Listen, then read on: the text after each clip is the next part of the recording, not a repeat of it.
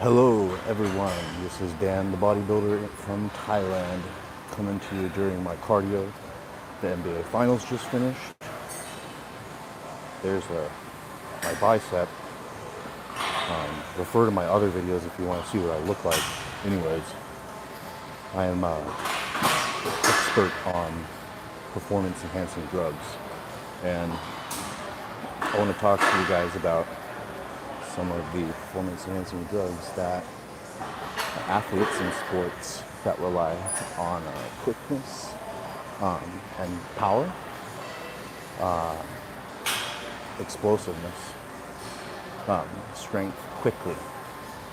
What kind of performance enhancing drugs they use, what kind of performance enhancing drugs they find useful, what kind of performance enhancing drugs someone who was in the NBA would find useful, okay?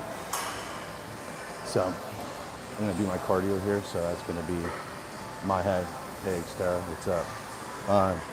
So let me see if I can make this like move forward a little bit. Nope, I can't.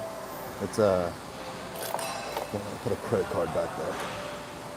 Or actually, I don't have any credit cards, so it's a different kind of card. Okay, so the PEDs that people that are like an NBA athlete would find useful, okay, is stuff like alertness agents. So number one is T3, 50 micrograms, 2 hours pre-workout.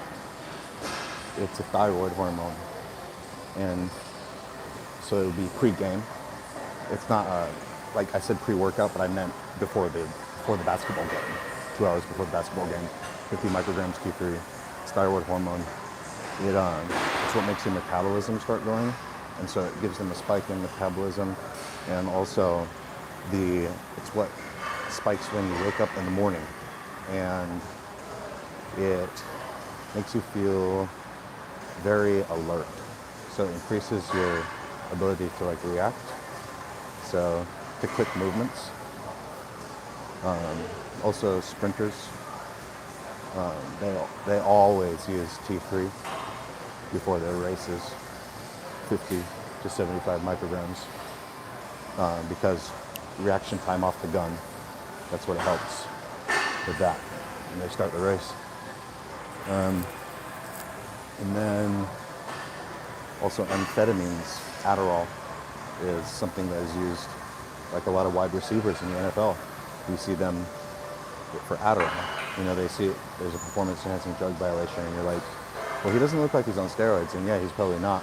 Well, they're all using, most of them, okay? There's some of them who aren't, but the vast majority of professional football players use TRT through doctors, and they're not like on like increased dosages. They're just on TRT, just a low testosterone dosage during the season with growth hormone, and that's why the NFL Players Union fights to keep growth hormone from being banned. That's why they fight that so hard, the testing for growth hormone, and it's only right that they should be using that in the NFL, because like look at all the injuries and everything, and like look at how much growth hormone helped me like heal quickly from my surgeries.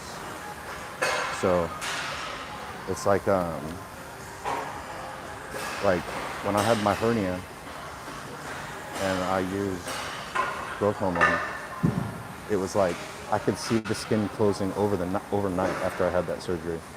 I used growth hormone 6 IUs per day, and I used testosterone 250 milligrams, primobolan 400 milligrams, and anadrol 50 milligrams per day. Coming straight the first day I came out of the hospital, which is like, so performance enhancing drugs are like extremely good for recovering from surgery, and that's like what they were made for back in the day, like back in the 60s, back in the 50s. That's what they were made for, was for helping people that were recovering from surgeries recover better, recover faster, get back to strength and get back to work quicker. They help your bones grow quicker, stuff like that. Okay, so that's what most of the professional football players are doing, is just growth hormone to help them recover from their injuries. They're getting injured like all the time. It's insane. Like every single game. I don't know if you guys have ever played tackle football. I don't know why you have, and it's like you get hurt like fairly badly during every game. I played growing up, so, and it's like injuries too, and they linger, and so having that growth hormone, that's so important to professional football players. And yeah, it's like it would be a total like crime to their health, and totally like a misdirection, like focusing on the seizure or the head trauma thing, rather than that, rather than like banning growth hormone or something. Like that's the thing that would cause a lot of injuries to NFL players. So back to the NBA guys. So the reason I brought up NFL players was because I said that a lot of wide receivers get busted for Adderall, which is remember, like Wes Welker was one example. You remember how quick Wes Welker was? So it increases your reflexes and your reaction time to like a level that is not possible without it. So have you noticed some of the like quickness and reaction time, like especially watching the NBA Finals just now? You saw like incredible athletes with insane quickness and reaction time. Like some of those power moves that they would make, where they were like really powerfully like overpowering another man that was a huge man, and then making like these insanely quick moves, and it was super powerful and could not be stopped. Those are like superhuman feats. So you have to see that it's not just like what the body looks like. It's also the performance, because like these were eventually like the ones that were invented for performance enhancement, like oral turinabol by the Germans, the East Germans. They used that with all their athletes, and a lot of the Baltic state, or the like Soviet border states used a lot of turinabol because that was produced there for a doping program for all their athletes in that country from the 60s all the way up until, I mean, even now they still use it, because they just in 2016 finally made a test that makes it be able to be tested more than 3 days after your last use. Now they can detect it 16 days after your last use instead of only 3. And they finally developed that test in 2016. So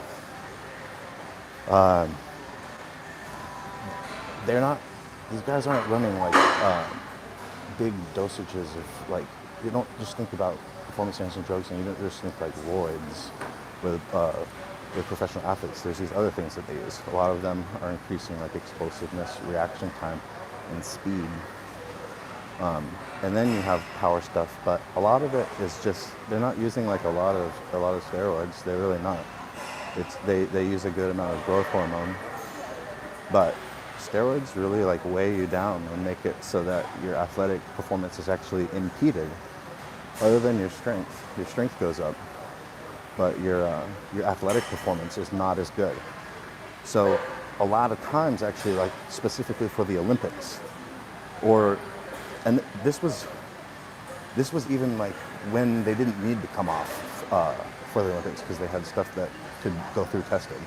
They would still come off because peak performance is better like off the actual steroid part when you want to do an athletic event. But then they would be taking like T3 for alertness and reaction time, maybe some Adderall. Another thing, some of them take modafinil. That also increases alertness and reaction time. So you can move, your reflexes get quicker than they could otherwise possibly be. You cannot, it's the same as like, you know how a steroid user and a natural weightlifter, you know how they can't compete with like size and muscle strength? It's the same thing with if you add like T3 and amphetamines to someone's quickness and reflexes. The person that is not on those cannot compete with the person who is on those, in those specific skills or abilities, because it's performance enhancing drug. So that's the explanation on that. That's the explanation on, sports that want quickness and things and explosiveness and reaction time. And I thought, because the NBA Finals were on, you saw insane feats of athletics just now. I'm just explaining some of the things that those guys find useful to help them to be able to do that. So, all right, taking questions now. I didn't see any of the, actually, is there a way to turn on the comments? Let me see. If I can, okay, live chat.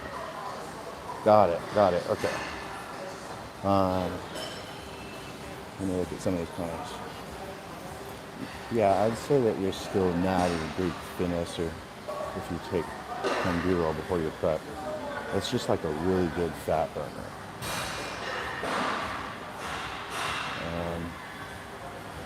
Let me go back a little bit. The best way to test it, there's an article about that on my website. So go to bodybuilderinthailand.com if you want to learn about the best way to test your gear. Hi, Tyler. All right. Definitely. So you guys may have noticed some funny videos I've been posting lately. Some dancing videos. I'm a David Lee Roth from Van Halen is one of my inspirations.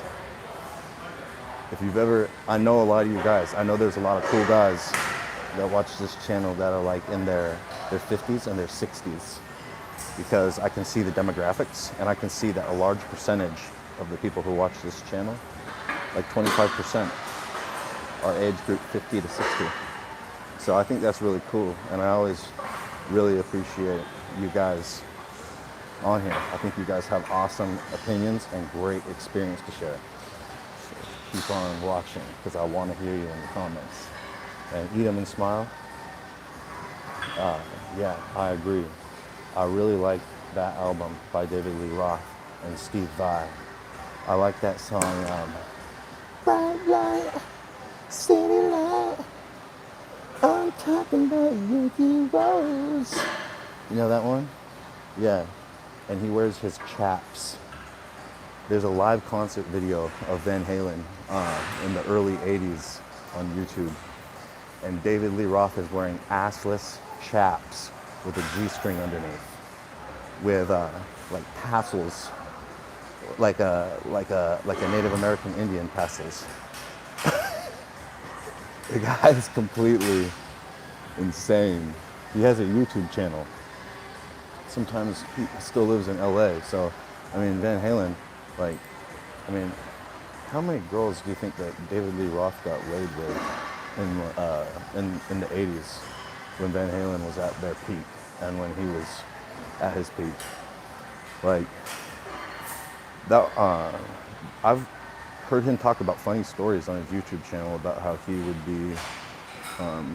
would go over to Motley Crue's apartment, flat, down the street from Whiskey A Go-Go on Sunset Strip, Hollywood Boulevard in LA. I was just there. So I was living East LA, which is about a 15-minute drive from that. So I was definitely really inspired by that.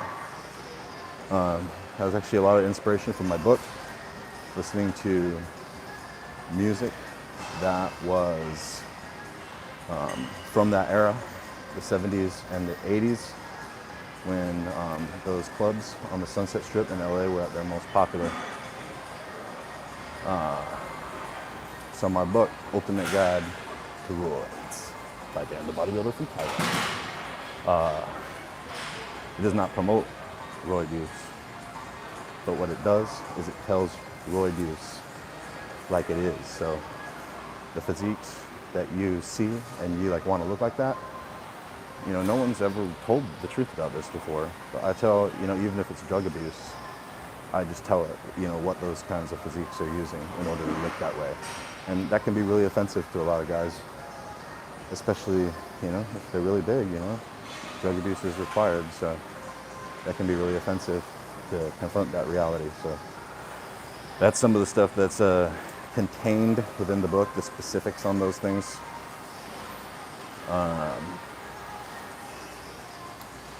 Yeah, back to David, back to the Sunset Strip. And writing that book, though, was that I was in LA and I was sitting at those coffee shops writing Ultimate Guide to Roids during March and during April and during May. I was there every single day at Starbucks doing anywhere from 5 to 7 hour sessions. And then my creativity and like my writing instinct would get kind of screwed up because I really like to write it like I'm talking to you, like I'm talking to you in a conversation. I don't like to read things that are very clinical and scientific only, or like scientific sounding, like you kind of need to be like a nerd or something, or a scientist to understand it fully. But I can understand those things. That's the thing, is that I do have the ability to understand those things very, very deeply. And so why the book is really valuable is because since I'm able to do that, but I'm not a person who likes to speak like that, the way that I do, I digest it, put it into my own words, all that clinical stuff, right? And then tell you in the book about the different compounds, chemicals, whatever, and how they affect your body and stuff in a way that is like, if you were my friend sitting here next to me, like if you were my buddy, and I was like explaining it to you, like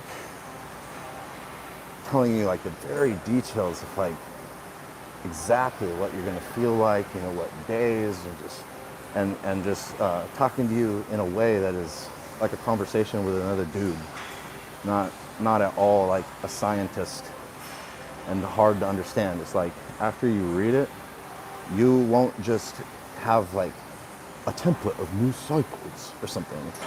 You will like have the ability to like speak on this topic.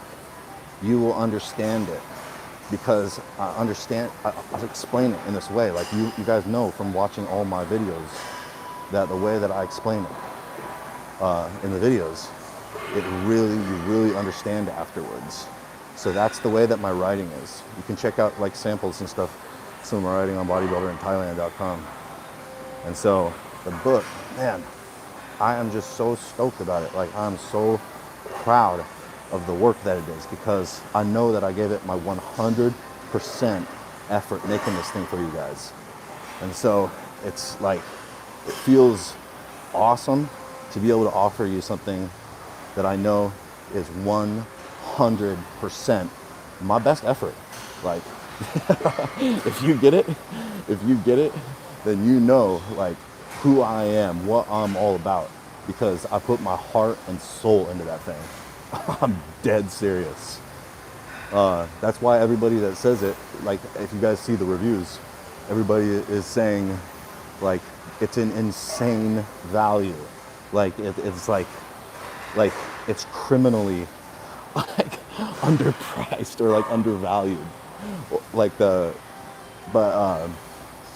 reason why I put it the price that I did was because it's sensitive information for one thing, so it shouldn't be available to the public without some kind of barrier to it, because it is very sensitive information and it's like deep information on the subject.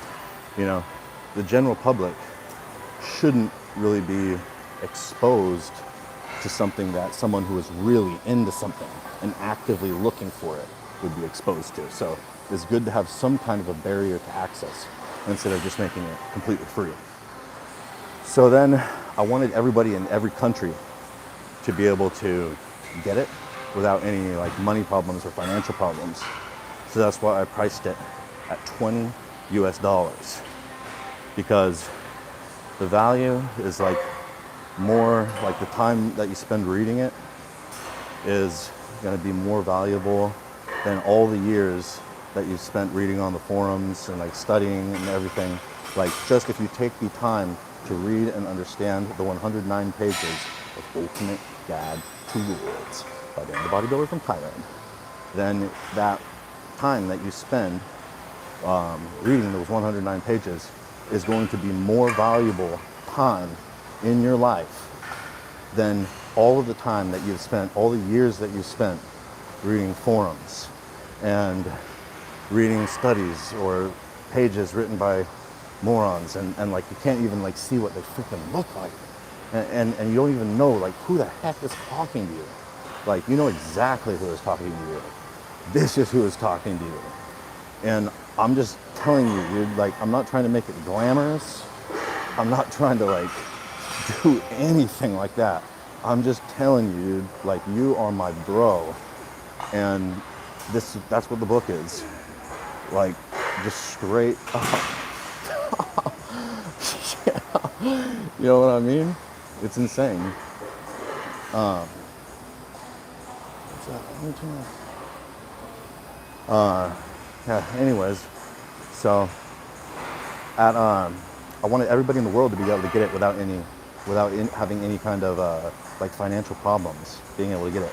So that's why I priced it at $20 US, $19.99. Because then I've been around to the different countries, even the third world countries. I know that that's even in third world countries, that's definitely doable. Especially like if a couple guys at the gym like pitched in or something, and they've already been buying it from those countries. So that's how I know. They tell me that they buy they get like a prepaid Visa card or something. They go down to the little shop, or the phone shop or something, and there's like prepaid Visa cards down there. Like a bunch of dudes in South America were telling me that that's how they were doing it over there, and they're getting on PayPal using the prepaid Visa that they bought at the little like 7-Eleven or something. And one of them was in Argentina. That's one specific one that I remember, one specific guy in one country. And then he used that, and yeah, then he hit me up, which I definitely appreciate, because I freaking love talking to you guys. That's the whole fun part of this, okay? Is that I love talking to you guys. So it's like fun. It's really fun being like making YouTube videos or like stuff on Instagram and shit. But like the most fun part that like makes it like awesome is the social involvement. So yeah, that's what's up. Still just doing my cardio.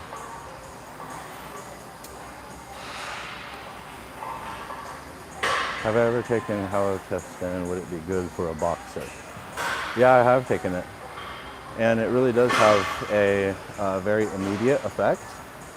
About 45 minutes or 30 minutes after taking it, I get kind of a headache. And just a general feeling like in this part of my head, like a coming up headache feeling, and then kind of reverberating around that area. And it really doesn't feel good. Like maybe I'll have like weird pressure in my ears. And it definitely didn't build muscle for me. I used it up to 20 milligrams, and after a week it made me sick. And I tried it 2 different times. So that was my experience with it. But it definitely did make me feel a bit in pain, you know, within 30 to 45 minutes, and that lasted for about 3 or 4 hours. And irritated, very irritated, yeah, because of the way my head felt. Pretty funny. You guys want to know something though, is that, you know, people don't get big off of SARMs, okay? There's nobody who built a lot of big quantities of muscle and they're like a huge SARM user, right? That's never happened. That's not how those things work. But they do work, as in the effect that they are intended to do, because they're medicine, right? They're researched medicine that came from drug development companies. And so what they do is they're chemicals that pretend, or they look like steroid hormones, and they float around in your blood. But they're not hormones at all. They're just chemicals, synthetic chemicals. And they float around in your blood, and when they find an androgen receptor, your androgen receptor thinks it's a hormone, a male hormone, and it attaches there. But this is the thing. is that it only works, these SARMs, they only work in some tissues and then they don't work in other tissues. So a lot of them, they don't really build a lot of muscle, but they do maintain muscle. They prevent muscle loss. And then there are some though that do give some boost. They do give some, they can, but it's nothing like hormones though. It's nothing like that, okay? But this is the one that has an immediate effect. And this is why you asked me about halotestin, which reminded me of this, okay? S23, okay? So this stuff goes like directly to your skin and your brain. Those are like the two tissues that it works in, right? Doesn't work really in your muscles. Doesn't really work in your muscles at all, okay? But it works in your skin and your brain. Because when you take it, and this is like the first time you take it, within like an hour, so you gotta take it like an hour or 2 hours before you go to the gym. And then you gotta take at least 30 milligrams. And then when you get to the gym and you start working out, you will be covered in sweat, okay? Covered. Because everybody that takes hormones knows that you have a lot of androgen receptors in your skin. And when you take hormones, it makes you sweat a lot more. And so this SARM S23 has a huge effect in your skin. And so you get like just like drenched, right? You'll walk around in the gym looking like you just like got out of the shower, and that'll be your whole workout. It's pretty funny stuff. And then the other thing is that it hits your mind, okay? It hits your mind, and you are definitely prone to emotional outbursts, okay? Like, I shit you not, the first like 3 times you take it, if you don't accidentally have one, if you don't accidentally have an emotional outburst, I would definitely think, that's weird, because it has a seriously potent effect in that area. Climbing crypto, do you get to use constantly taking meals? I'm thinking of doing TRT. Oh, well, I just do, so this is, since my leg infection in Colombia, which I want to show you guys right now as I'm doing cardio, okay?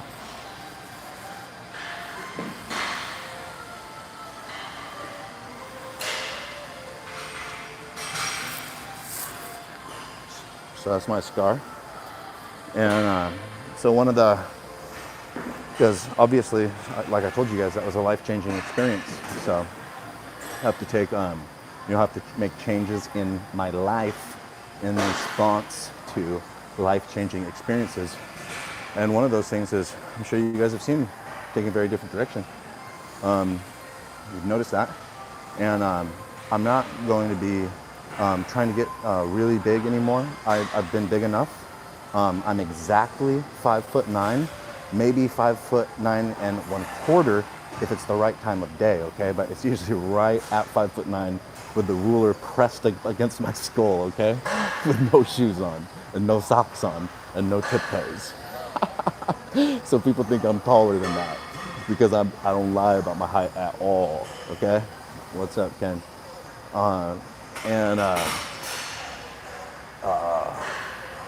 Remind me what we were talking about. Sorry, Ken took my focus away. Sorry, Ken, it's okay, but somebody just remind me what I was saying. I'm waiting for that comment. That hero. I'm waiting for that hero. Height, yeah. But what was it about? Why were we talking about height? Damn, I'm waiting for my hero still. Where's this hero? Our hero. It gotta be something about SARMs or something, right? Because I was talking about S23 and I definitely wasn't done. Or maybe I was, because I said the emotional outburst thing. Oh yeah, not getting big again. All right. Okay, so leaving off with the S23 thing. So I recently, you guys see, me and Tony, no, we're not friends, we're not cool. The guy's a fucking douche. You know what? Can you believe that, I needed time to process things. So we came back from Colombia, and, the first thing, after completely hanging me out to dry and not vouching for me, especially when John Bravo interviewed him, and said like, you know, is Dan scamming? And he wouldn't, he like ruined my reputation. Like he was the cause of people calling me a scammer because he did that. Because it was like, you know, a lot of people, he's very popular, and a lot of people know him. So, and it was, everyone knows that we are friends and we've been friends for years, okay? And he fucking couldn't even say that I was a guy that he could vouch for. And I'm an honest, integrity guy. You know what? And so I got back, like I needed time to process the whole situation, right? You saw my fucking leg. Show that to you again, just to tell you a little bit about this story, you know? You see that shit? You like that? All right. So that bastard couldn't even, when I was fucking dying in the hospital, that bastard couldn't even fucking say that I was a stand-up guy when he was asked. What the fuck? And then we came back, and I fucking made this insane comeback from that depleted, destroyed state by training upper body for 3 weeks. I met these motherfuckers at the expo, man. He looked like he saw a ghost when he saw me. He looked like he saw a ghost. Oh my God. This fucking punani, okay? This fucking punani. He is a punani. And so he, what does he do? Yeah, he ditches me after we hang out for a while. We hang out there, right? And we like see like PJ Braun and Aaron Singerman, right? And so we like hanging out with them for a little bit. It's in the video from there on my channel. And then the next thing he does is he goes and ditches me to go hang out with Joe. Hi, man, I want to say a bunch of slurs at the end of your name, like Pia slur, and but you know what? I think YouTube will censor me if the type of slurs, because they're sensitive on here. They're sensitive people, so I have to leave out the slur on your name. But back to yeah. So Tony ditched me to go hang out with that guy who was telling me to put a gun to my throat and pull the trigger, like even doing the action and stuff, like doing it on camera thinking he's this funny guy or something while I was in the hospital. Yeah, that little monkey. Man, I've just been like calling at him, like, clap your cymbals, clap your cymbals. I know he's like inside his house, like watching his wife get fucked by another man and like masturbating in the corner. That's just the kind of guy he is. So, what an idiot. Man, I have laughed at that guy. I have laughed at that man. Not man. Well, I guess he's a man. Yeah, he's a human. He's a homo sapien. He's a homo sapien animal man, kind of like myself. I'm also an animal man. And yeah, but I haven't laughed at another person, at another homo sapien that hard in a long time as I've been laughing at him since he started talking about me again. Fucking. Just dance, monkey.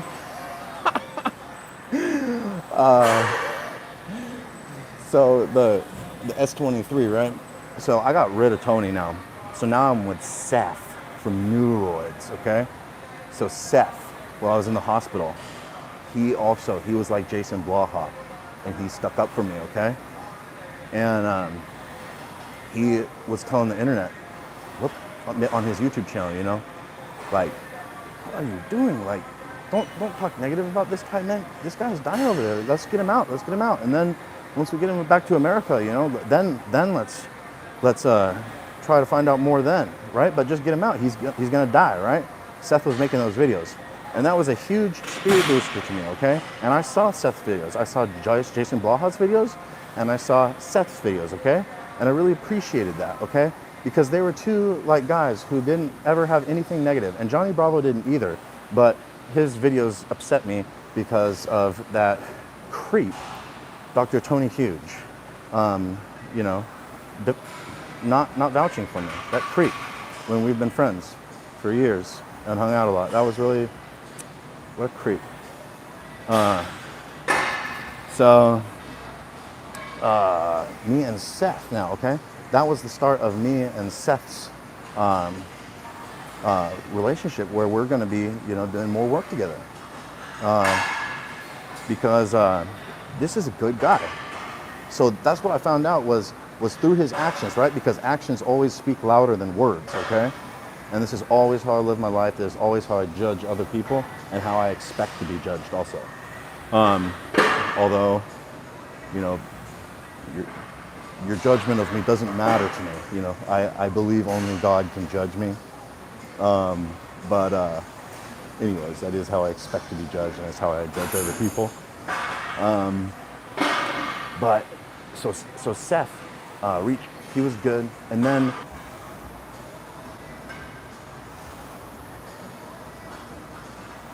okay, it's back.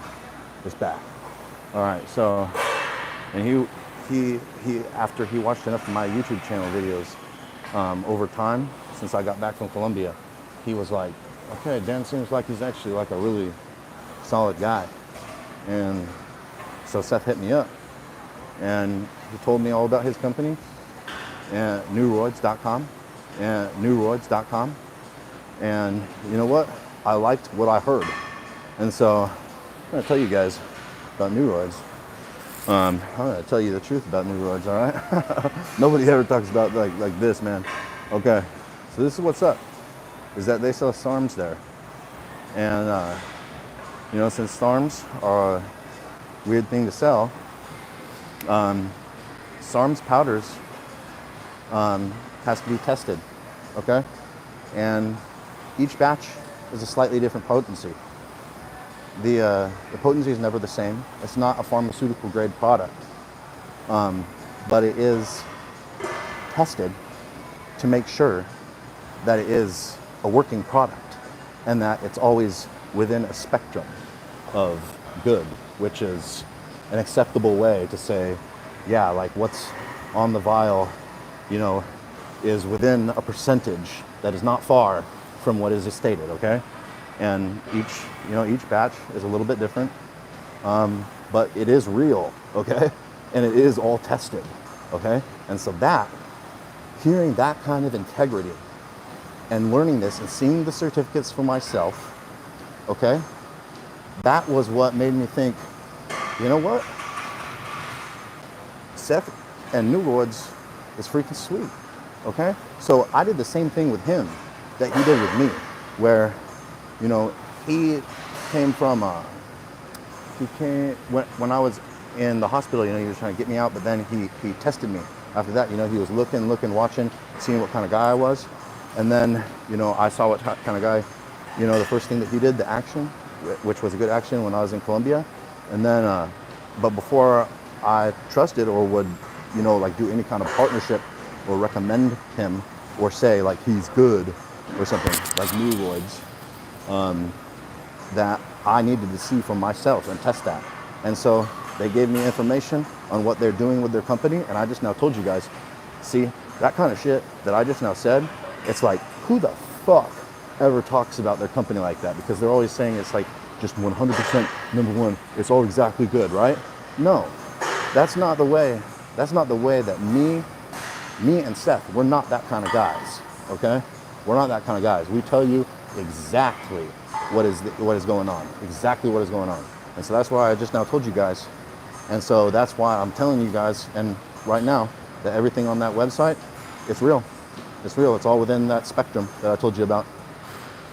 So that is why I think, why I put my, I'm like, yep, we can be partners. So if you do want to go there through that partnership, I got you guys the 25% discount off of anything that's there. And so that's code DAN, okay? And so that's the partnership that me and Seth are doing. And I think it's a good relationship. I really like this, okay? Because Seth is there to serve me, and I am there to do everything I can to also help him. Because we're like friends, right? We're friends first, and then business second. And he likes my vision. And he has a family too. He has kids, and he knows that I want a family too. So, we're not the kind of guys that are like these kind of assholes in the fitness industry, okay? That are like out there like hooking up with ladyboys and like going around with tons of prostitutes and shit. Like, come on, right? So that's why I think this is cool. So, anyways, that's enough about the SARMs. We're over that. Let's talk about something else.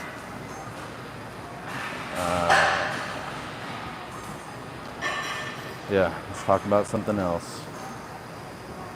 You guys see my DNA results? I'm gonna. No, Zigaton, can you post it again? I'm gonna be going to live in Eastern Europe.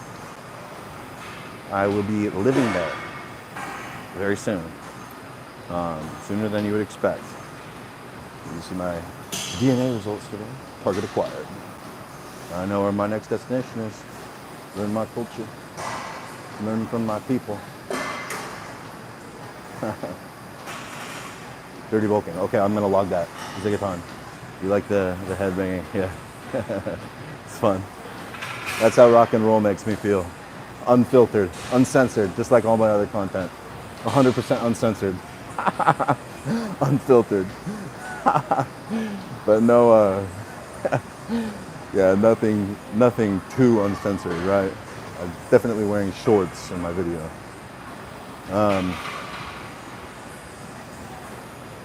Dirty bulking. I don't think that's good. I think that's dumb. I think that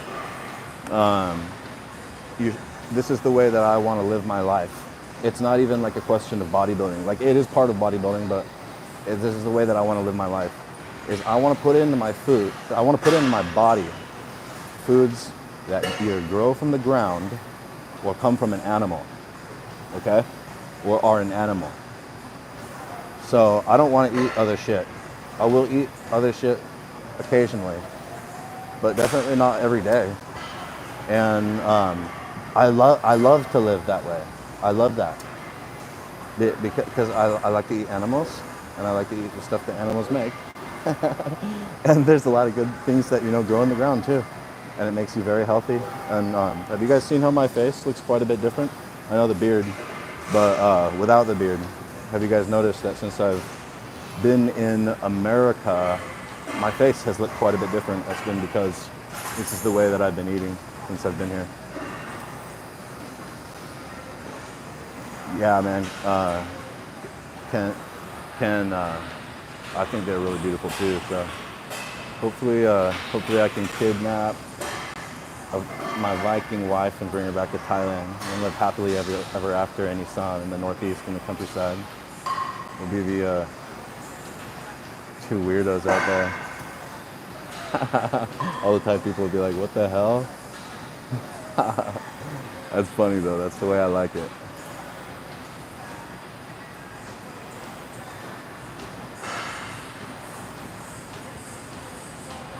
I like the way that I feel as a traveler outside of my home culture. It really feels amazing. It's a different kind of freedom, because after the first shock of the first 3 or 4 weeks, where you are kind of reacting to them and you don't know what to expect. Then once you know what to expect, there's a them versus you. You're not part of their group. You're not part of their in-group, but they can accept you into their group, the native people in each country. But you're inherently not part of it because you're not part of their culture. And so it's weird because you're not expected to maintain any of the rules of their culture. And it teaches you this freedom of mind that you cannot learn from doing anything else. Because it's like a psychedelic trip when you experience this for the first time. It takes about a month after being in a new country to start experiencing this. And it's like the people don't they don't know what to expect from you because you're an outsider, the native people. So whatever you do, they're like, that's what foreigners are like. That's what foreigners are like. And they think it's really funny and they love it, right? And so you're not expected to be any way at all. It's like there's zero expectations of the way you act. And so you have this mental freedom. You have this crazy mental freedom, and you learn that. And so it's part of the reason why I am the man I am today. It's one of the things I've gained from traveling. I'm not treated like an oddity or a sideshow piece, man. I've got my territory, and I'm among them. I'm like, here I am right here.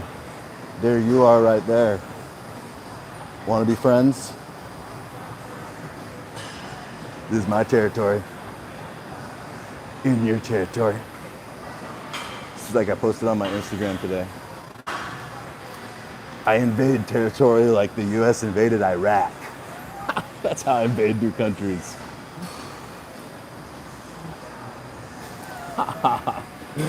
What was my best time in other countries? Man, one of the craziest things is about going to the Philippines, okay? So, I'm just gonna say it like it is. I'm not gonna sugarcoat this. A lot of people in Asia take injections of L-glutathione, which is it makes your skin like turn white, which is it's like what Michael Jackson did. And so that is like a high class thing to do there. And so if you go there and your skin is already that color, you're basically like a celebrity when you get off the plane, like in the Philippines. Especially there's no other country in Asia more so than the Philippines that is like that. And you can ask people from there. They'll talk about that too. I would say there, yeah. I would say that you're right, Zigaton. That definitely exists there. That's just a fact. Yeah, there's a lot more sun in California than there is in Asia. And the reason why is because the clean air laws in California. The air is extremely clean here because it's a very liberal state, and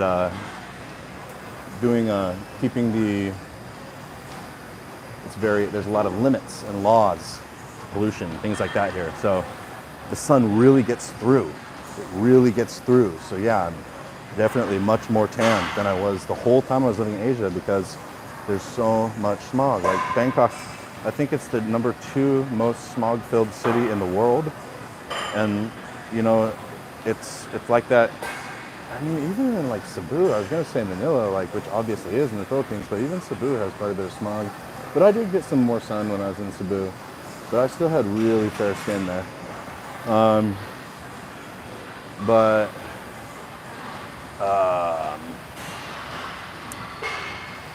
Yeah, in Bangkok, it's like, you don't get any sun, zero, because the smog completely prevents the sun from getting through. Can't get sunburned in Bangkok.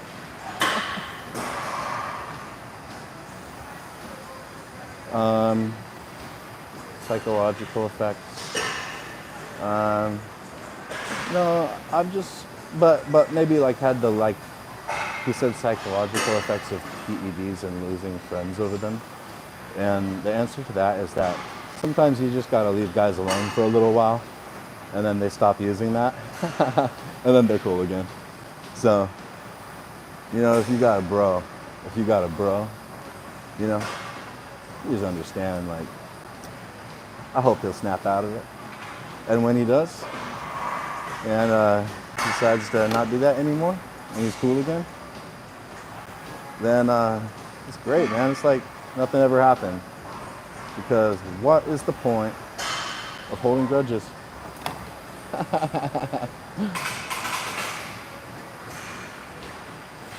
I've been on this cardio machine for 90 minutes because I was watching the NBA finals. So I'm gonna peace out now. Bye bye, everyone.